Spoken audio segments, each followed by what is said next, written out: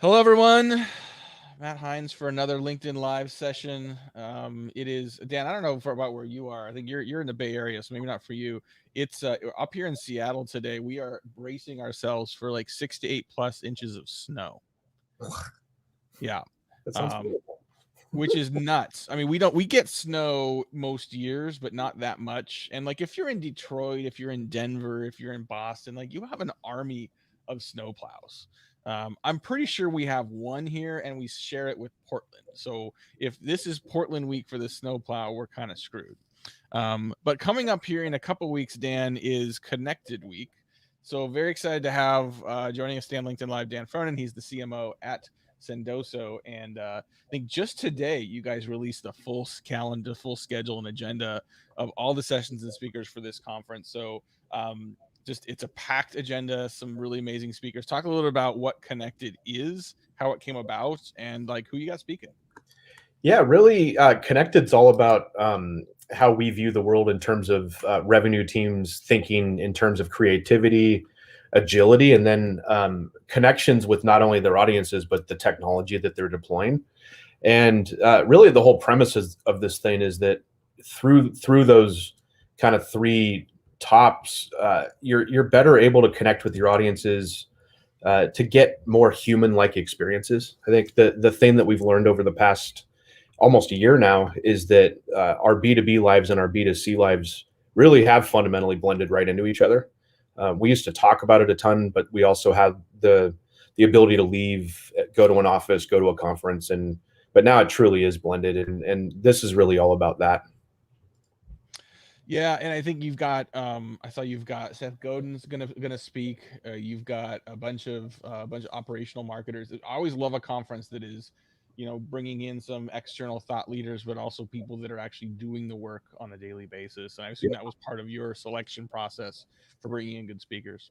Yeah, I mean, we wanted definitely someone who's visionary, who's got a really good thing to say, such as Seth. But at the end of the day, it's the people that are doing this every day, day in and out, that we're all going to learn from. So the goal here is for everyone to walk away with some actionable items around technology, around connection, and around creativity, so that you can go back to your day to day, and hopefully you've learned something and you can go try it yourself, or you can validate that you're trying things that are in line with how everyone else is thinking.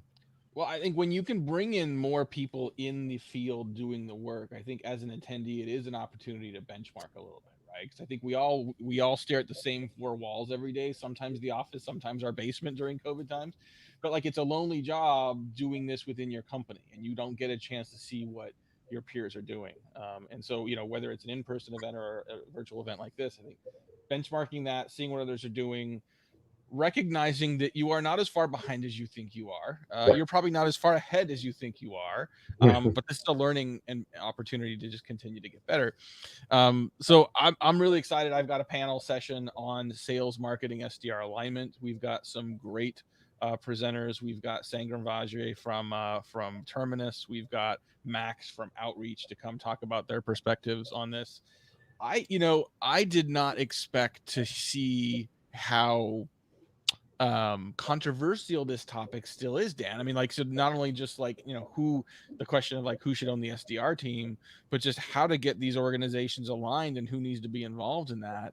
Why is this? I mean, it feels like, and maybe I'm just like I'm too much inside this industry. It feels like we've been talking about this forever, and yet clearly we haven't solved for it. Why is that? Yeah, it's fascinating to me too, and yeah, you're right. The topic's just never gone away, and I think it's because everyone fundamentally has, quite frankly, some sort of ego attached to team ownership. The word sales, the word revenue is a hot topic, right? Like, but then the whole notion of the way people are buying now and the way that sales and marketing teams are working together, is it really can and should be one cohesive experience. And I think that that's scary for a lot of go-to-market teams, because it's like, well, I'm the account exec. I'm the one that's talking to the prospect, and you're the SDR, and you're marketing. Like, just give me my leads and go away. And it's just not like that anymore, right? You have product-led growth strategies. You have got top-down sales motions, but whatever you're doing, it needs to be all about that prospect and that customer and those handoffs. And I think it's that us all figuring out how to be more refined in that handoff that's really got people shaky and still debating this, because it's kind of like quicksand under our feet. It's just still changing. It is still changing, and I think that it isn't just our maturity of how we think about it changing, but the variables are changing. The way that buyers are buying is changing. The way the buying journey works, just even the last year, I could argue a lot of the trends and big changes in the way the buyers buy and the sellers sell in the last year didn't come out of the blue a year ago. They were all trends that have been happening slowly and then maybe happened suddenly now because of the pandemic. I think you take the issue of sales enablement as a component of that alignment between sales, marketing, and business development, or SDR team. Like, we literally just this morning on LinkedIn, we asked the question, like, which department should ideally own sales enablement? So this wasn't who owns it at your company, but who do you think should own sales enablement? We gave them 3 answers. We asked you, should it be in sales, should it be in marketing, or should it be owned by product?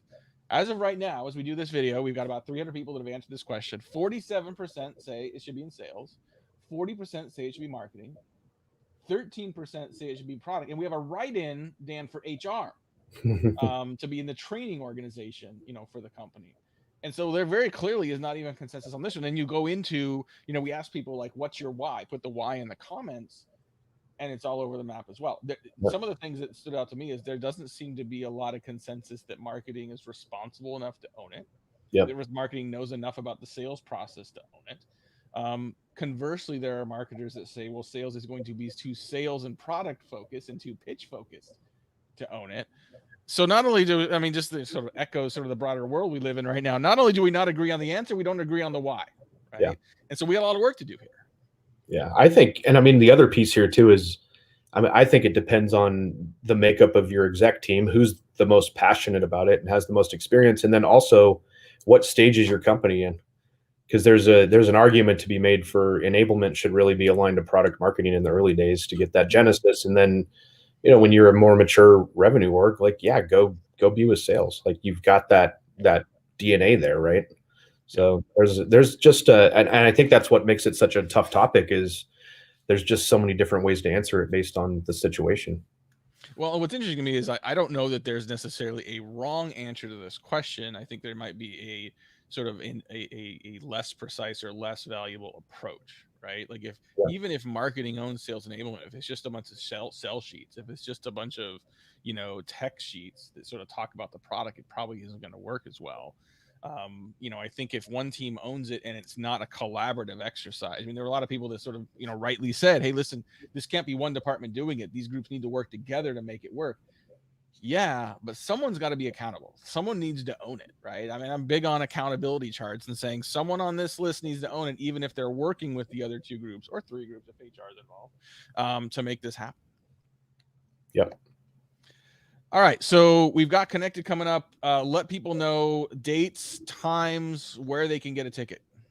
Yeah, so March 3rd, 8 a.m. Pacific Standard Time, and then it's a short day. We're only doing this for about 5.5 hours. Go to sendoso.com/connected.